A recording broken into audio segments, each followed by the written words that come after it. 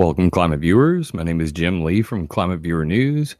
It is October 15th, 2017. And tonight we're going to talk about chemtrails and geoengineering, legally speaking. So a lot of people have been asking me my opinion on the Rhode Island Geoengineering Act of 2017. We're also going to talk about a legal solution that I proposed, the Clarity Clause. How this relates to the Climate Engineering Conference 2017 going on this week, and a couple other little legal issues for those who are trying to be pragmatic and trying to find a solution to our geoengineering problem. So tonight, let's start with what I have up here on the screen. Everybody knows about the fires on the West Coast. And I'm looking at the Terra Modis satellite view with the fires up on the screen, and some pretty massive chemtrails associated with that. Now, obviously, with forest fires, you put lots of cloud seeds in the sky, and what can very quickly turn into a hellish geoengineered sky. So we're going to start with the Rhode Island bill, and I'm just going to get right into it because you know, there's a lot of people really looking for a solution. And this solution was put forward by a friend of mine, Jolie Diane, and another pretty famous lady, Rosalind Peterson. So the interesting thing about this bill is it seems to have passed. I was kind of taken aback, you know, like I knew about it. I had talked to Jolene about it, or Jolie Diane about it. And, you know, had no idea. And it says right here, September 19th, House passed sub A. Now, I don't know what sub A means, so don't everybody hold me to this, but it looks like 2017-09-19 House passage, 67 yays, 0 nays. So this looks like it's actually on its path to being codified or whatever, but I want to get into, you know, some of the terminology, some of the finer points of this, because a lot of people, you know, have a lot of questions about this. And I've been following geoengineering for quite some time, so I'm pretty familiar with it. We'll break it down in the simplest possible terms. So for everybody playing along at home, this is RI for Rhode Island, House Rule 6011, and it is called the Geoengineering Act of 2017. And I'm actually going to be looking at the link right here. Summary is right there, and then text, and you see a little link to a PDF. So I'm going to bring that up on the screen here. And as we can see, this is what the bill literature looks like. State of Rhode Island in General Assembly, January session, relating to health and safety, the Geoengineering Act of 2017. And it says that this was introduced by Representative Justin Price, March 24th, 2017, and referred to the House Environment and Natural Resources section of their governance apparatus. So anyway, this thing starts out with a whole lot of legal jargon. And by legal jargon, they say, let's go with the simple part first. Legislative intent geoengineering is defined herein as intentional manipulation of the environment involving nuclear, biological, chemical, electromagnetic, or other physical agent activities that affect changes in Earth's atmosphere and or surface. Okay? So anything that affects changes to the Earth's atmosphere or surface using those big broad categories I just gave. The Rhode Island General Assembly finds that geoengineering encompasses many technologies and methods involving hazardous activities that can harm human health and safety, the environment, and economy of the state of Rhode Island. It is therefore the intention of the Rhode Island General Assembly to regulate all geoengineering activities as further set forth by terms and provisions of this chapter. Scroll for all that. So it's got quite a bunch of you know, like very specific SRM is this, you know, these chemicals are that, scope of geoengineering includes all this, cloud whitening by sea salt, sea flare rockets fired into clouds, space sunshades and sun shields, solar shields, reflective space mesh mirrors, And the list goes on. Planetary sunshades, like spraying chemicals worldwide. Artificial ionosphere, getting pretty deep here. So, that's a lot. It's a very big scope. And obviously, if any of that were to occur above the state of Rhode Island, what would they want to do about it? The solution is they want to have a legislative board that has licensing. So you have to buy a license in the state of Rhode Island in order to geoengineer over it. And they go on: genetically modified CO2 eating plastic trees, glacier reflecting blanket deployments. These are different types of processes that could be considered geoengineering: nitrogen removal and sequestration, carbon black or black carbon releases, deliberate atmospheric releases of soot to produce artificial weather events. So they go through these, pretty lengthily ad nauseum.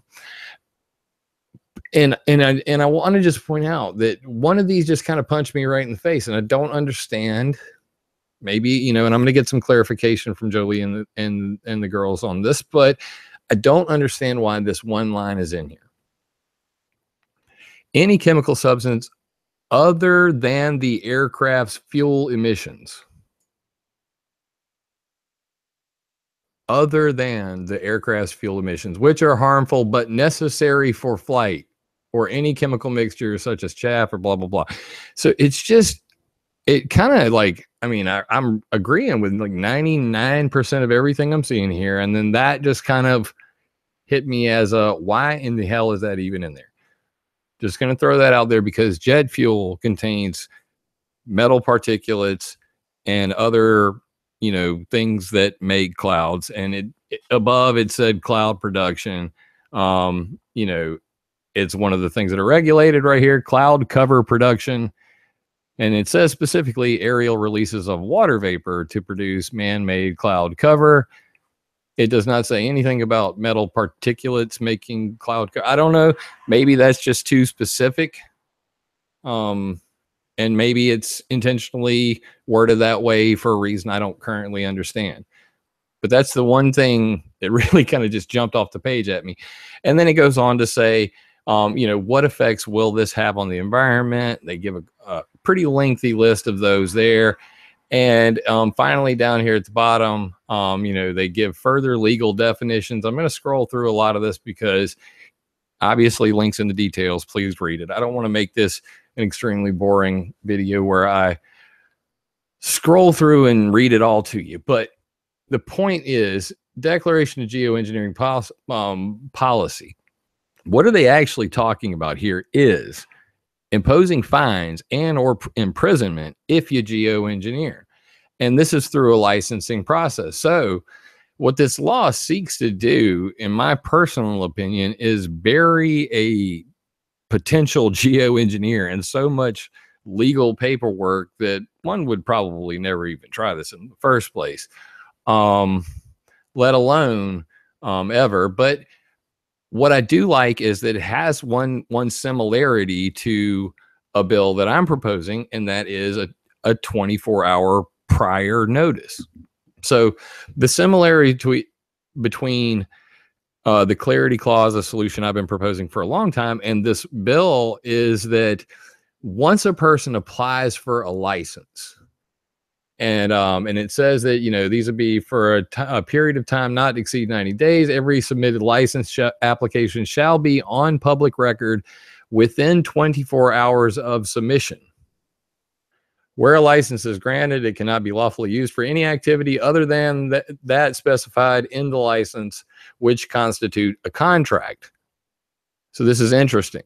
So what we're talking about here is a contract between the state of Rhode Island's licensing board and a potential geoengineer, and that it should be public record within 24 hours of submission. So this is about transparency.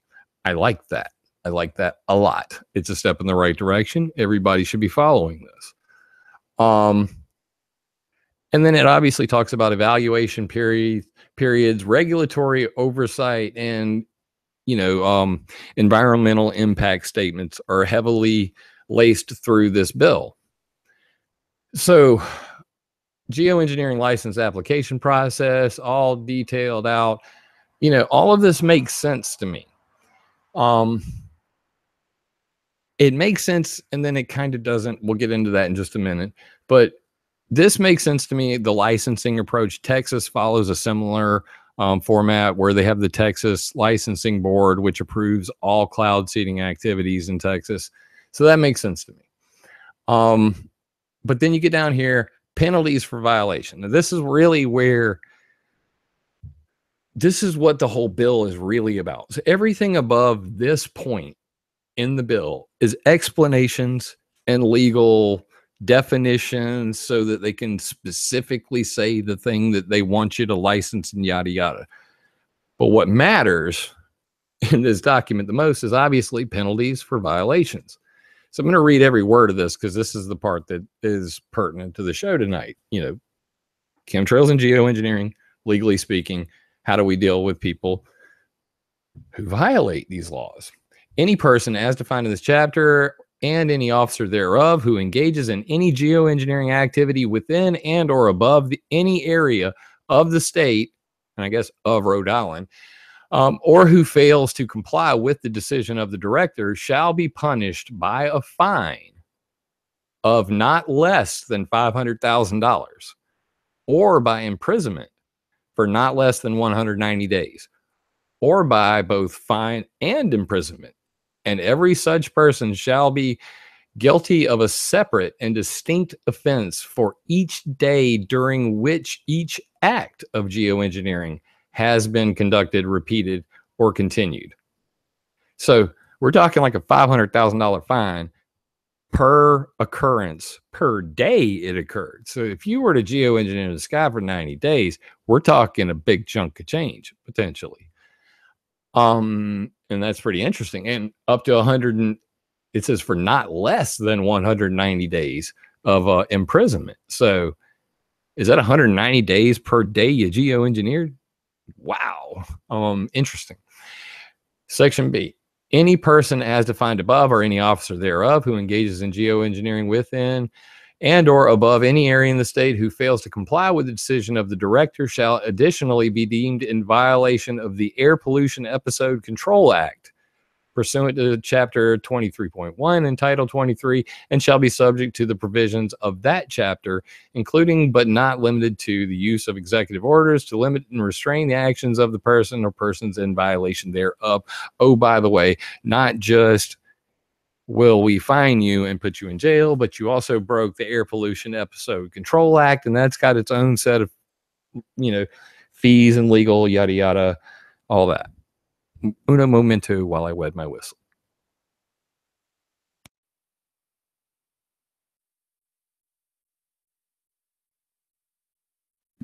So, the Geoengineering Act of 2017 says if you're going to geoengineer the sky for any purpose listed above over the state of Rhode Island, you must get a license. And if you violate that license and or you didn't get a license and did this stuff, we can fine you $500,000 per day you did it and 190 days in jail.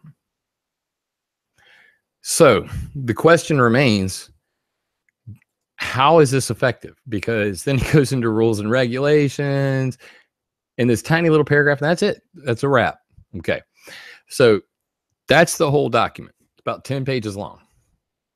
And, you know, we'll just end with this. This act would establish a system to regulate the intentional manipulation of the global environment through various means that are known as geoengineering. This act would also provide that a person seeking to engage in geoengineering activities would require a license from the director of the Department of Environmental Management. This act would take effect upon passage. Like it passed.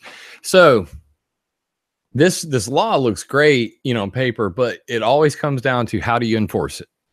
So that's the question I've been asking for years. You know, how do you catch somebody in the act? And of course, step one in dealing with what has been thrown around the term is rogue geoengineering, illegal geoengineering, clandestine geoengineering. But we're talking about secret, not public. And to say that it doesn't occur, well, you obviously haven't been to weathermodificationhistory.com or climateviewer.com, climateviewer.org, or watched any of the videos on this channel, because it's well documented at this point. So what we're really dealing with here is demanding transparency and then being able to catch people. Not just, say upfront you need a little sheet of paper, but to be able to prove in a court of law people did not sign the paper, did not care about the license, and they did it anyway. Is there a way to do that? The answer is currently no. And that is a serious problem. So this law lays out a legal mechanism for licensing and a punishment for violators, but does not have any way to catch a violator. It does not lay out how a violator would be caught in the first place. So that's the universal problem with every single kind of legal mechanism out there currently. Like I mentioned earlier, the Climate Engineering Conference 2017 is going on. It happened this week. And a lot of this comes from, the Solar Radiation Management Governance Initiative, which has the very specific purpose of writing global laws for geoengineering. And that's exactly what this Rhode Island bill does. It's same thing, same. We're trying to write laws about people that do climate engineering, except for in these guys' case, they say there is no geoengineering occurring currently. They just say it's all, scientifically speaking, future proposals, what ifs. None of this is actually occurring. Regardless, they are actually writing laws to deal with the losers of geoengineering, the people who are harmed by geoengineering. So similarly, the Rhode Island bill and the climate engineers at this Climate Engineering Conference 2017 are talking about if somebody were to geoengineer the entire globe, because it's not a Rhode Island thing, this is a world thing. If you geoengineer the Arctic, the North Pole, does that count in the Rhode Island bill? Because technically, not even technically, physically, the environment in Rhode Island will change. If you geoengineer the North Pole, nowhere near Rhode Island, it will affect the entire northern hemisphere. So in this scenario, did somebody need to get a license to modify the whole northern globe? I seriously doubt that.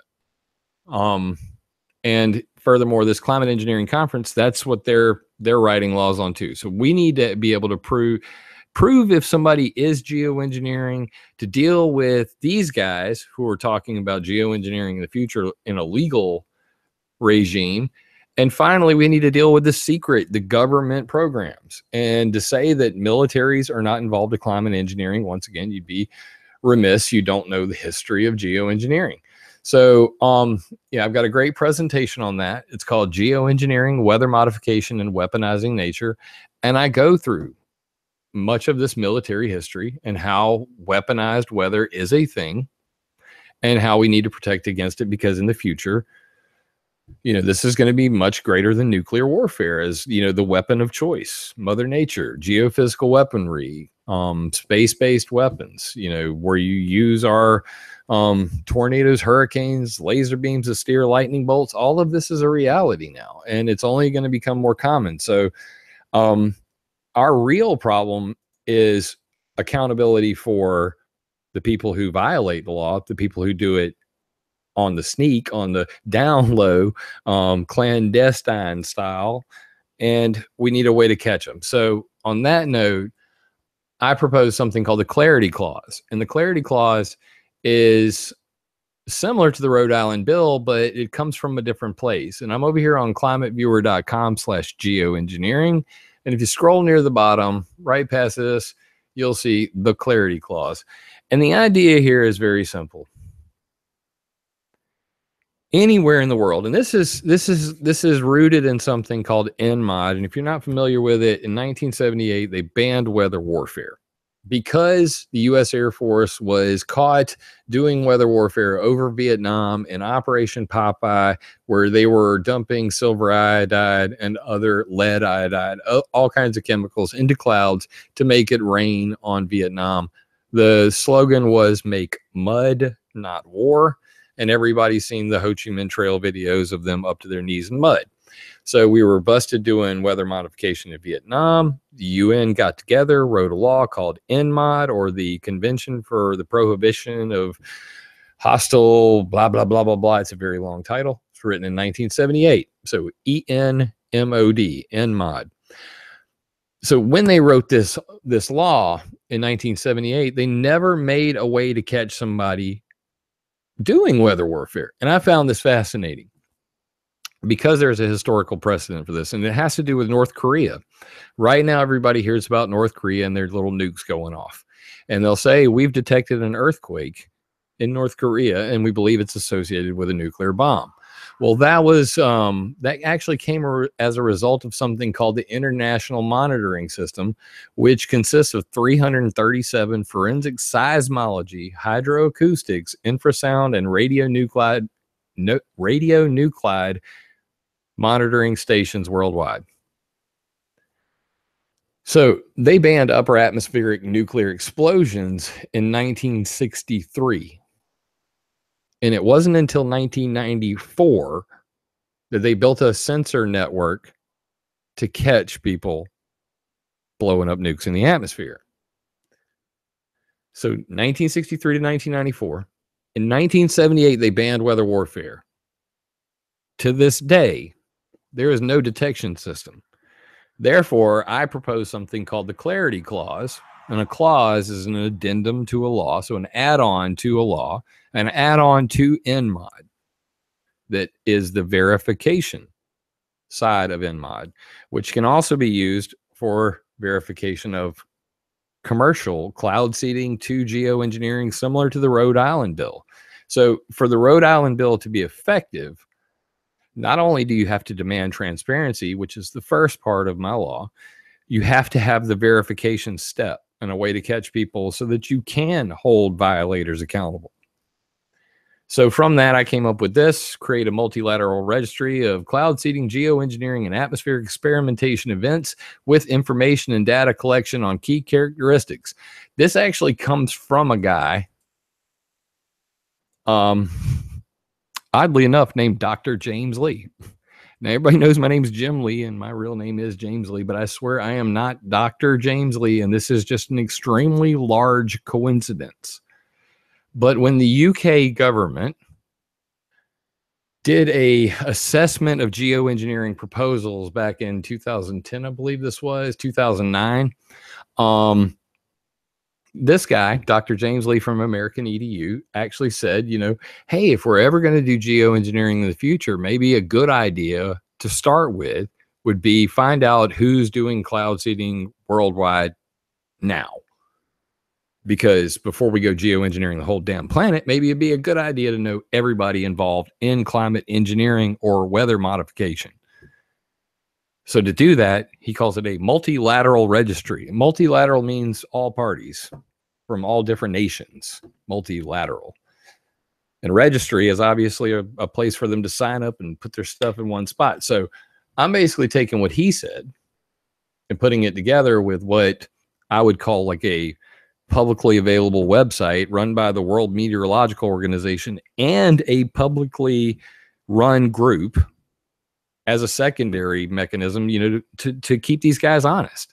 Because obviously, if you only relied on the UN to tell us when people told them when they were going to modify the weather, that could obviously get lawyers involved, and we'd never find out a damn thing. So obviously, we would need some way, and this is similar to the Rhode Island bill, where there is a 24-hour notice, and the purpose for that is so that you can hold violators accountable. So multilateral registry, 24-hour notice, publish hourly updates on activities and on a publicly available website, and create an atmospheric sensor network for verification purposes. Require nation states persons to notify the multilateral registry at least 24 hours prior to initiation of atmospheric experimentation modification to ensure public notice and liability should said experimentation modification cause monetary, environmental, or physical losses. So if any of those three things happen, monetary, environmental, or physical losses as a result of the atmospheric experimentation that was given 24 hours ago, and you noticed, hey, this guy said he's going to cloud see this storm. A tornado blew down my effing house. I'm going to sue. That's how we start to get in the right direction. But of course, we have to be able to tell when somebody's doing that. So verify the chemical composition of our atmosphere with a global network of sensors with data publicly available. This is the most important step right there. Part 3, verify the chemical composition of our atmosphere. So if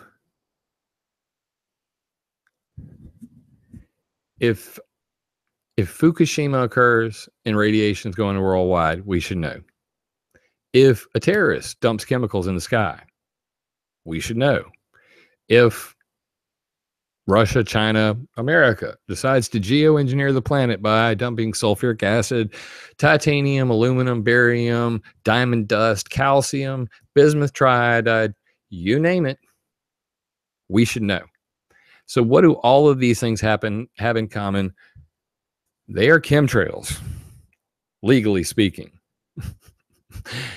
Chemtrails are chemicals released in the atmosphere to do modification, to modify climate, temperature, rainfall, hail, snowpack augmentation, charge the atmosphere, discharge the atmosphere, create ELF waves. The list goes on. But what's at the center of all of this? Chemtrails. That's why they mock you. That's why they call it a conspiracy theory, because everything from silver iodide burned from ground-based cloud seeders and planes and flares to, you name it. Dropping dry ice, urea, fertilizer, lead iodide, like I said earlier, concrete, you name it, they dump chemicals and they modify the sky. And online, guess what? We call that chemtrails. So you can try to talk your way out of this. At the end of the day, chemtrails and geoengineering, legally speaking, very complicated process. Many different topics that could be covered. They're well documented in this House Rule 6011. And I'm pretty sure that Rosalind Peterson had a lot to do with that, because Rosalind Peterson has spoke at the UN. Her website, agriculturedefensecoalition.org. Please check it out. And Jolie Diane's website, zerogeoengineering.org, I believe. Let me make sure on that, because, God, that would be horrible of me not to show off her website. But, yeah, here it is. Let's get her up on the screen there. We've got to show some love, right? So Jolie Diane's website is zerogeoengineering.com. All one word, zerogeoengineering.com. And she is the originator of this, Rhode Island bill. And additionally, let's get old Rural Agriculture Defense Coalition.org is Rosalind Peterson's website. And please check her out as well. So, I want to give these guys all the props in the world. This actually made it into the law books. It is a thing. If nothing else, it is seriously going to draw some attention to it. I'm sure it's making some butts pucker over at the Climate Engineering Conference. Hey, wait a minute. Bob, did you hear that they're talking about locking us up if we don't fill out a license? And then Tom looks at Bob and he goes, yes. Have you heard that my friend over there was talking about locking up anybody who doesn't believe in climate change? Wah, wah, wah, wah. So guys, chemtrails and geoengineering, legally speaking, it's a mess, but this is a step in the right direction. Big kudos to Rosalind and Jolie Diane. Once again, their websites are Agriculture Defense Coalition .org and zerogeoengineering.com. I rarely get to give these shout outs. I really wanted to bring this to your attention. If you have not heard about it, the Geoengineering Act of 2017, it's history, guys. This is a step in the right direction. I hope that we see more of this. I am planning some pretty big things coming into the next year. I'm still rolling out some of my last minute changes to the website. I'm working on weathermodificationhistory.com. We're almost done with that beautiful bad boy. ClimateViewer.org, the map, will be getting an iPhone and Android version in the near future. I am only one man and I can only do so much so often. So right now, at least till the first of the year, expect that you're going to see some pretty big changes coming to the websites. I'm going to continue to work on that till I get it done. And then I expect to be doing a daily video over on ClimateViewer on my ClimateViewer YouTube channel. Link to it right here. I know it says daily Monday through Friday now. I'm gonna get there. I swear to God. Right now, still plan on this bad boy Sunday. I will be here. I might not be here right at 10. Do have a lot going on, but like I said, right now we're shooting for first of the year, having some very big changes coming, and I'm going to continue to update you guys on the weekend, and you may see some new stuff coming in between. I do have some scientists that I will be interviewing in the near future. Look forward to those videos. And of course, guys, everything on climateviewer.com, climateviewer.org, and weathermodificationhistory.com are ad-free, and I only get your support through donations from caring individuals like you. Links right here in the bottom of every page on climateviewer.com. I do appreciate that. It does help out a lot. And like I said, I make all my own websites, all of this stuff you're seeing on the screen. I do it in the middle of the night. And once again, it's a late night. It's 11:35, and I appreciate you all staying up late with me. Let's get the show some shout out, some chat love. Thank you guys for coming tonight. Writing for God and Lee Beasy, Big Dog, Tiezelagal. I'm not going to be able to pronounce that one. Boom. Dr. Lenny Tyne in the house. What's up? Perth Observer. Still loving the videos. Keep them coming. Great channel over there. Check her out. Perth Observer's channel. Appreciate you guys staying up. This is a serious topic. You know, I think that we really need to have more people focusing on solutions. And there really isn't enough of that. So any chance I get to see somebody taking this ball and running with it and going in the right direction, big kudos to Jolie and company. This is epic stuff. So share this video around. Let me know in the comments, what do you guys think about a solution? You know, do you think that more, you know, that we should mirror this, you know, legislation word for word the way it is, state by state, till we just bury them in paperwork? Do you think that going the UN route, because it is a global problem, is a better idea? I don't know. I'm still debating this. And I eventually hope to make the Clarity Clause a reality. So would it be best to try to demand on a local level that we have verification, or solution, get rid of the government? Boy, isn't that the truth. But at the same time, if there were no government, there'd be nobody left to stop these people from doing any of this. So there's your chicken before the egg problem for the evening.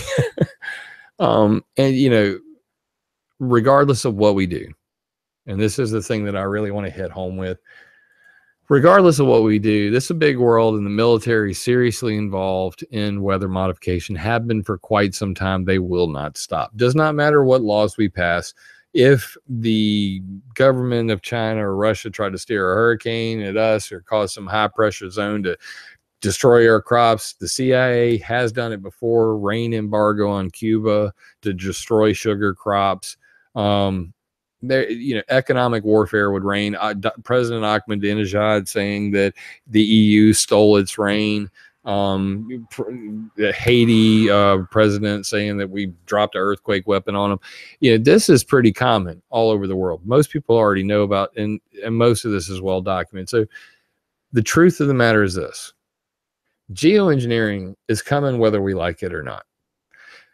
Cloud seeding, from weather modification to rockets and all this stuff, ionospheric heaters, it's here, and it's probably going to be here to stay.